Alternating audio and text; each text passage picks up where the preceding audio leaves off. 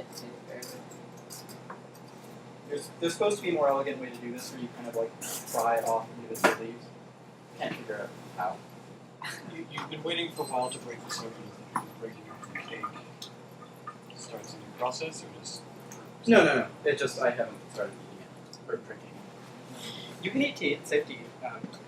I think in Burmese food you occasionally see tea salads. It's kind of bitter. No, you can't smoke it. There's a recipe somewhere for Like some chickpeas. Mexican.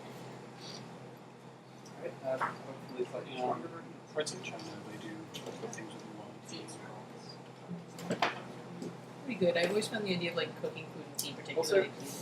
One thing that's generally a good idea for tasting any liquid is to slurp it. It's to get a lot of air mixed in with it and try to swallow it slowly.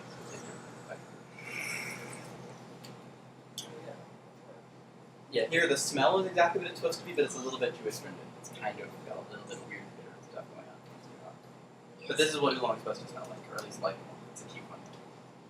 Is the color of the tea important? No, that's basically the first steeping. The longer it lasts, the darker the color will be. But the color just fades much faster than pretty much anything else about the tea. But yeah, Tea Kuan Yin means iron goddess of mercy. I don't quite know the story behind it, but supposedly all Tea Kuan Yin plants are descended from a single tea plant that like sprouted from the hand of an iron statue of the Buddhist deity Guan Yin. Anyway. That's the phrase iron goddess of mercy. It's not particularly medicine. Actually, if anyone wants to try eating some, you're welcome to. Any interest? Why not? It's like It's more bitter. it's The other tastes are still there though. Like if you can tell it's tea. I'm sorry. Silver knife? You know, the silver candle? Ah, You can use that on the cooler cake if you'd like. yeah. You think that will kill it? Try holding it. Oh. Yeah, Oh, that might sorry. do it. Be careful with it. If you try to juggle it, I will kill you. He has he was here. It's not much healthier than mine actually. People who started from Wait, passing I won't this borrow it out. right this second because I'm afraid I am, after the smoke incident, to take any of your knives from your side for a period of time. But I will We left it in my door and I decided to keep it. acquire the. Wait, left it at my door. There's You one were at the at a door. point in time where do we want to wear? This may not have rung in your memory very strongly, but your death threat was very impressive. Um, So it's still I'm using boiling water. Why is there a Sorry. Using boiling water for pu'er is a good idea. It is not subtle at all, never. I sort of Put it on the actually. Would people mind individually washing their cups or rinsing them? Just throw it out in the water. Here, pass them to me, I'll give them a rinse.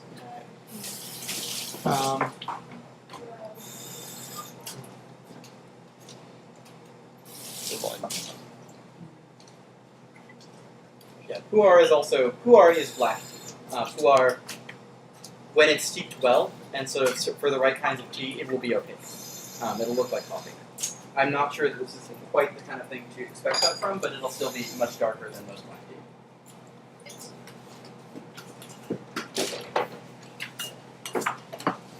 Got my cleaver in my teacup I on guess we're tap. gonna try it. What sort of taste? And my Very cleaver on nice. the Max's cleaver. What sort of what? I guess we'll try it. What sort of taste?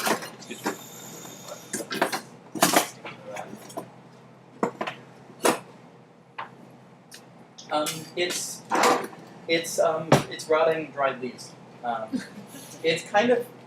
It's especially bad for it. You notice that. Like, it's one of the first things that hits you is, wow, this is kind of like eating the floor of a rainforest. I think I usually describe it as like eating dirt in the best possible way. Yeah.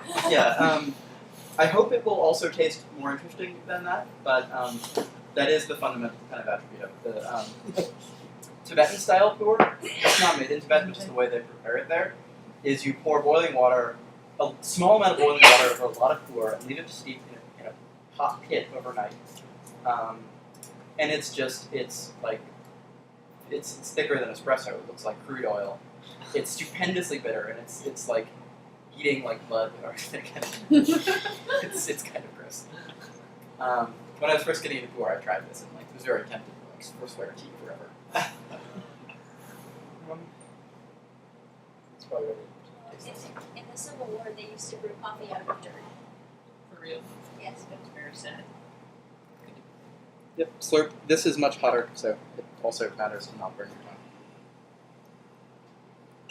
Don't want to lose those taste buds now. smells like sunflower. So it does. This was a long process, this decision. The decision to like work was a long process. Oh, yes. Yep. When I was first figuring out the whole walking thing, but I was also able to go around with my own bottle. It was made of glass, and I was walking with it, and I started running, and I fell, and a shard of glass went through my leg. So, whereas it's as much part of Chinese medicine as it is part of tea. Like, high-end pu'er is kind of definitely a like connoisseurship drinking thing, but low-end pu'er is often just considered medicine. It settles the stomach better than most tea. It's like good. It's considered a good sort of after a heavy meal thing. You'll get it with dim sum in a lot of places. It's a digestif of tea. Make a note of hot, but I will get started on section 2, coffee. Don't have quite as much to say about it. But the origin for coffee is at least as amusing. I'm quoting directly from Wikipedia. There was a goat herd in Ethiopia named Kaldi. I forget when this is supposed to be. I think like 1400s. Coffee is not. No, 900s. Coffee is not terribly old by comparison to tea. Kaldi, the goat herd in Ethiopia, noticing the energizing effects when his flock nibbled on the bright red berries of a certain bush. This is Wikipedia grammar. Sorry. So the goats start jumping around and dancing. Eventually, they're doing jigs with each other. And he takes it, nibbles on it. He's like, "Wow, this is pleasant." Takes it to the local medicine man. So sort of like, "So what is this magical berry that makes everyone happy?" It's like, "Oh, it's rubbish. Threw it on the fire." Of course, as soon as it's on the fire, it starts roasting and smells delicious. And they pull it out of the fire and they're like, let's try to make a potion. They make coffee. That's the Yes. greatest story It I've must ever heard. be like the worst coffee ever. Yeah, it's still huge in Ethiopia. That's one of the major growing regions, although not as much. Like, American coffee is not that likely to come from there. They drink a fuck ton of it. It came to Europe and the Middle East in around the 1600s. Sort of caught on in the 1700s. You guys have probably all heard about how like coffee houses when they started opening up were kind of like dens of like lower class intellectual revolutionary types. So they are the pit of a cherry. They're not really beans in the traditional sense. They're just seeds. Fruit is very cherry-like. It's supposed to taste kind of like bitter cherry. It's originally from North Africa, but it's also grown in Central America and Northern South America, and in some Pacific islands like Indonesia, Hawaii. There are multiple ways to get the fruit off. You can either just dry the cherry like out in the sun, and it'll turn into kind of like a raisin big pit, and then mill it off. That infuses some of the fruity flavor into it.